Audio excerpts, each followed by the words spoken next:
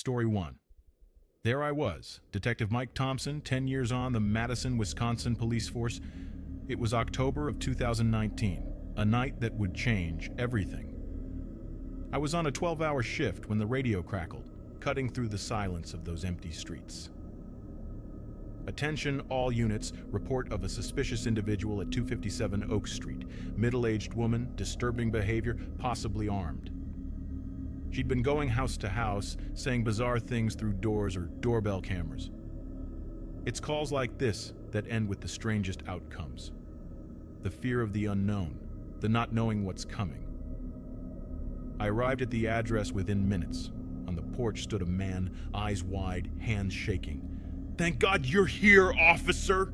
She didn't seem human. She just stared at my camera, banging on the doorbell, shouting horrible things, he said, pointing at his ring with trembling fingers. The shaky footage showed a strange woman, pale skin stretched tight over protruding bones, thin hair blowing in the wind. But it was her eyes that caught my attention. Two empty black pits. She was smiling in a sinister, unsettling way. "Open up! I need her blood!" The voice didn't sound human, and the laughter wouldn't stop. When he threatened to call the police, she cackled and started pounding the door, trying to rip the doorbell camera off the wall. Who knows if the police threat made her leave, but leave she did. Deep down, I knew that night was only beginning. He'd seen her head next door, then called 911. The footage was pure nightmare fuel. It felt like a scene from a horror film. You couldn't see what she was holding behind her back, and the way she backed away to the sidewalk, never once taking her eyes off the camera, was beyond unnerving. By that point, 2 or 3 patrol cars were circling the area trying to find her. It had become a mini manhunt. My fellow officers and I searched every shadow, every alley, an uneasy sense creeping in that we were being watched. It was as though the woman had vanished into thin air. I quickly checked the nearby houses on foot, then got back in the car to continue the patrol. Still, no one could find her. Then we got a call about a break-in close by. Someone dialed 911 claiming an armed individual had entered their home. The resident was hiding in an upstairs bedroom. The door stood wide open like a gateway to hell itself, reeking of blood and madness. We stepped inside, lobby empty. Another officer and I shouted, "Police department, come out with your hands up!" Then we heard a faint moan from above. "Please, we're here!" My adrenaline spiked, as it always does in an armed suspect situation. We raced up the stairs, following the cries. A terrified couple opened the bedroom door, practically collapsing into our arms. She was scratching at it, begging for blood. We have no idea where she went. Every footstep in those dark rooms felt like a test of nerve. We had to clear each one. In a corner bedroom, pitch black, we heard laughter. There she was, a grim scarecrow figure slumped on crimson sheets, cradling a doll drenched in blood. Fresh blood trickled from deep gashes in the woman's wrists. She just cut them and was starting to lick the blood from her fingers. Blood? I need it. It's for the baby, don't you see? Her words dissolved into maniacal laughter, her eyes locked onto mine without blinking. "Drop the knife. We can help you. No one else has to get hurt." But deep down, I knew there was no help she'd accept, no shred of humanity in those eyes. She kept staring at me, laughing, spewing incoherent phrases.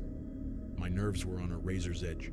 My gun aimed at the huge knife, wondering if I should fire to disarm her, questioning if it was safe. Then, with a growl, she lunged. I fired on instinct, trying to hit the blade, but the shots tore through her arm. Her eyes went wide in shock, her mouth twisted in a grotesque grimace, blood dripping onto the worn carpet. She dropped out the knife and started screaming and sobbing, clutching her wounded arm. We used that moment to subdue and cuff her. We called an ambulance right away, or she'd have bled out before reaching the hospital. While the ambulance took her away, I realized something inside me died in that room. Afterward, she was taken to jail, eventually deemed not guilty by reason of insanity. Now she's locked away in a psychiatric hospital here in my city. But it doesn't matter. I know that wherever she is, I can still feel her stare in the darkness. I can still hear her laughter in my nightmares. I wake up drenched in sweat. And sometimes, when I close my eyes, I still see the words scrawled on that doll in blood. Mommy. That's what terrifies me most. The idea that in her madness, there might have been one last scrap of humanity left. A love so twisted and diseased that it became pure horror. That was my October 2019. It was the single most terrifying experience of my 10 years on the force. Story 2. Warning. This account contains graphic descriptions of violence that may be disturbing to some. It was a dark, cold November night in Manila, 2015. The phone rang at 2 a.m., yanking me out of sleep. My aunt's voice was trembling, full of tears and panic. "Your grandma! Hospital! Hurry!" That was all I could make out before she hung up. My heart pounded. I threw on a jacket and hopped on my trusty Honda TMX 155, speeding through deserted streets toward the hospital. The night seemed to swallow the glow of the street lamps, turning the city into a maze of threatening shadows. Then, on Taft Avenue, I noticed red and blue lights flashing in my mirror. Police sirens? I swerved onto a side street, but as I passed through a dark stretch, a flashlight beam and a laser blinded me. I hit the brakes instantly. Suddenly, a powerful flashlight cut through the darkness and a red laser flickered across my vision, landing squarely on my forehead. A cop? His gun aimed right at my head. My mouth went dry. I was shaking. He shouted for me to lie on the ground. Voice quivering, I tried explaining I had all my documents, that my grandma was in the hospital. But he wouldn't listen. He just kept yelling, "Get on the ground, now!" I could feel his hot, foul breath against my face. Before I could react, rough hands grabbed me by the back of my neck, slamming me onto the rough asphalt. The impact knocked the air out of my lungs. Cold metal cuffs bit into my wrists, panic clawing at my chest. Why? What had I done? I begged for answers, but he never replied. He dragged me to an old, rusty car that looked ready to fall apart. No police markings, no security cage, just me, handcuffed and terrified in the back seat. In moments like that, all kinds of sinister thoughts flood your mind. Then I heard it. Real police sirens closing in, urgent voices crackling on the radio, some incident happening a few blocks away. Suddenly I caught the sound of someone crying, calling for help. If I wasn't scared enough already, now I was in a full-blown panic, no clue what was happening outside. From the noise, it sounded like a man begging for his life near us. From the back of that wrecked car, I carefully shifted around, trying to peek through the grimy window. What I saw? A man collapsed on the ground, surrounded by officers, his hands covered in blood, pointing toward an alley. Before they reached him, he gestured frantically at another figure. I watched the cops aim their weapons at someone, shouting orders. It was too dark to see until an officer lit them up with his flashlight. What I saw next was beyond disturbing. A boy, no older than 15. His abdomen was torn open, blood pouring onto the concrete. He clutched at his own intestines, struggling to crawl toward the police. I nearly threw up at the sight. The ambulance arrived, and they tried to save him. I never found out if he survived. I closed my eyes, but the image was burned into my mind. The sounds, the smells, forever etched in my memory. Deep down, I knew it was already too late. Cops stormed the house, shouts of "police" echoing into the night. Gunshots rang out, metal clanging on metal. They arrested multiple suspects armed with knives, one of them the monster who'd cut that boy.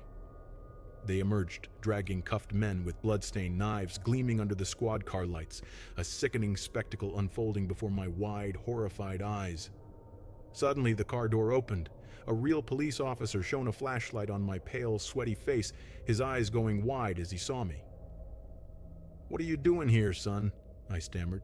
"One of you guys pulled me over and arrested me, sir." He looked confused. "Which officer?" My voice trembled. "I don't know. He stopped me in the dark part of the highway, blinded me with a flashlight, never even saw a name. But he aimed a gun right at my head." The cop's face tightened. "We don't have anyone posted out there."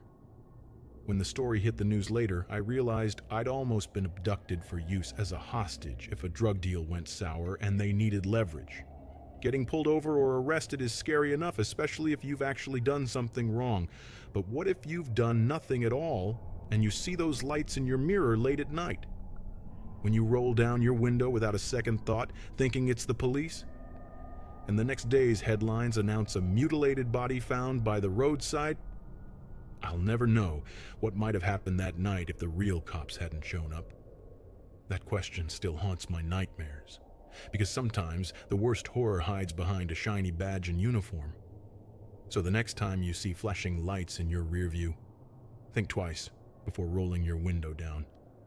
You never know who's really behind that blinding flashlight in the dark, just waiting to make their move. Story 3.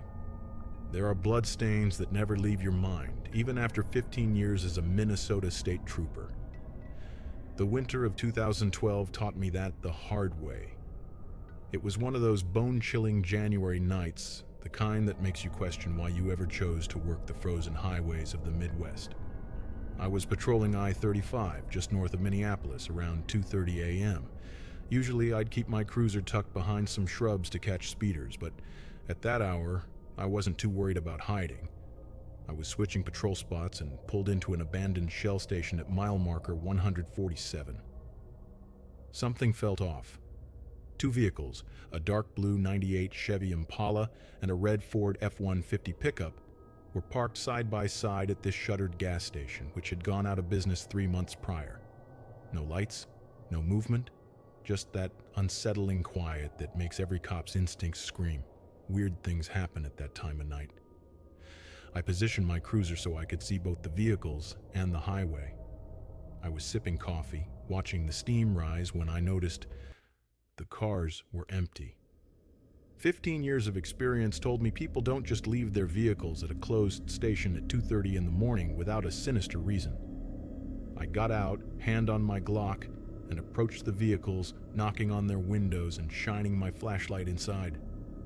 All I found were empty seats and an old coat in the back of the Impala. I figured they might be out in the brush behind the station. Suddenly, I heard hurried footsteps from around the building, and a guy in his early 20s came running up, begging for help. "Officer, I need help!" he blurted out, voice cutting through the silence. He was skinny, scraggly blonde hair, clearly anxious. He said his car wouldn't start and needed assistance. I told him straight up I wasn't a mechanic and that he'd need a tow, but he practically begged me to take a look under the hood. While he popped the Impala's hood, I noticed dark stains on his jacket sleeves. At the time, I assumed it was grease or oil. I leaned in, though I'm no car expert, and asked if maybe his battery was dead. "Battery gone?" I asked, keeping my distance. He gave me this crooked smile. "I don't think that's it, officer." So I asked about the truck parked beside him.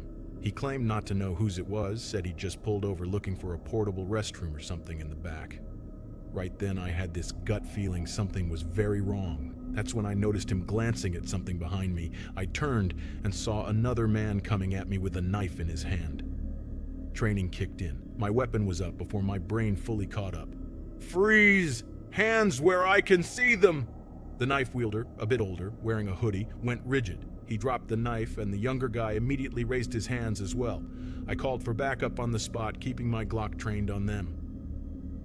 Backup arrived about 15 minutes later. I cuffed the one with the knife and stowed him in the cruiser, then fetched another pair of cuffs from the glove box and secured the other suspect. It feels like forever when you've got two detainees in custody, and that nagging sense something much worse is waiting to be discovered. We checked the area where the first suspect had come from. The smell hit me first, that sickly stench you never forget. Behind the station, partially hidden under fresh snow, were two newly deceased bodies wrapped in garbage bags, each hacked into 2 pieces so they'd fit inside. Next to them lay a shovel from Home Depot, price tag still on it, and fresh footprints in the snow told the story. They intended to bury them right there, less than 50 yards off one of the busiest highways in the state. They had to be the dumbest pair of criminals I'd ever dealt with. Of all the places in this state, they chose to bury corpses behind an abandoned gas station just off the interstate. Forensics later confirmed the victims were Richard and Mary Callahan, owners of a convenience store in St. Paul, cut apart with the same knife that nearly slashed my throat. Every night I drive that stretch of I-35, I relive it all. The glint of that knife, the crooked grin on the young guy's face, the smell. I think about the Callahans who would have simply vanished if I hadn't pulled into that station on that very night. Trying to sleep, knowing I almost got my throat cut on the job, used to keep me up. Took a long time before I could rest easy again. Story 4. 17 years in the Baltimore Homicide Division taught me that evil wears many masks. But in January 2019, I came face to face with one that still haunts me. An eerily smiling clown mask concealing a deeper darkness than I ever thought possible. It all started when I noticed a disturbing pattern in the reports piling up on my desk at the 4th District. Over the course of 3 months, 6 homeless individuals had vanished from downtown. Under normal circumstances, that would have been alarming enough. But then, the sightings began. Detective Morrison, you need to see this. Officer Jenkins dropped a file on my desk one cold morning. 3 different witnesses reported seeing a clown trying to lure people into Leakin Park after dusk. In any other city, it might have sounded like an urban legend, but this was Baltimore, where homeless people were going missing and every detail mattered. We initially dismissed the clown sightings for a couple of weeks until Marcus Chen, owner of a local grocery store, came into the station at 7:15 a.m. His hand shook as he plugged a flash drive into our computer. The security camera footage showed Gary Williams, a well-known homeless man in the area, stumbling toward the park at 2:47 a.m. Beside him, bouncing along like part of some sick sideshow, was a clown dressed in what looked like a Victorian nightmare. White ruffled collar, intricately painted face, and a painted-on grin that sneered at the camera. "Oh God, it's him," Jenkins whispered next to me, eyes locked on the screen. 48 hours of intense investigation led us to an abandoned warehouse on Wilkins Avenue. We could smell it before we even forced the door. A nauseating blend of decay, chemicals, and something I still can't put a name to. Inside was a testament to human depravity. 6 rusty surgical tables, each with its own tale of horror. Gary Williams lay on the last one, his body still warm, disfigured by injections of substances the coroner would later identify as a gruesome mix of industrial silicone and cement. The others, God, sometimes I still wake up sweating at the thought of what we found. One of them, later identified as Michael Torres, had every limb amputated. The other 4 had grotesque extra limbs stitched onto their bodies, arms and legs taken from Torres, now grafted in some twisted parody of human anatomy. We caught the clown 3 days later, holed up in a rundown motel off Route 40. Terry Bird, 34, a former circus employee with a history of psychiatric commitments. During interrogation, he kept that unnerving grin, even without the makeup.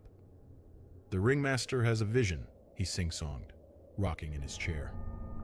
"Mr. Mystery's traveling circus and extravaganza will be the greatest show on earth, and every good circus needs its special attractions." Bird's serving a life sentence in Jessup, but the ringmaster is still out there. In December 2019, disappearances began in Doolittle. 3 months after that, it was Crosby Springs. I offered Bird a deal, reduced sentence in exchange for information. He just laughed, that high-pitched, maniacal cackle that made me snap. I ended up punching him and got a week's suspension.